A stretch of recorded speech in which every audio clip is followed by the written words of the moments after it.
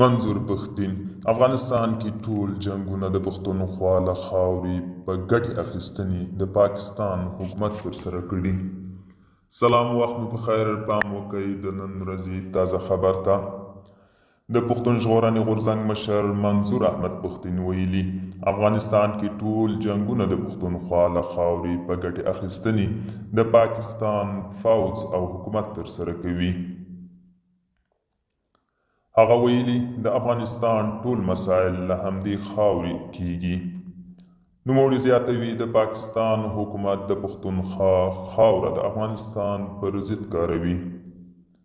منظور پښتين څه موده وړاندې پر یو ټویټر یا سپیس کې هم ویلي وو چې پاکستان د پښتونخوا په خاوره کې داعش ته روزنه ورکوي. دوستانو، دا و د نن ورځې چمتو کله خبر. تر بیا په الله.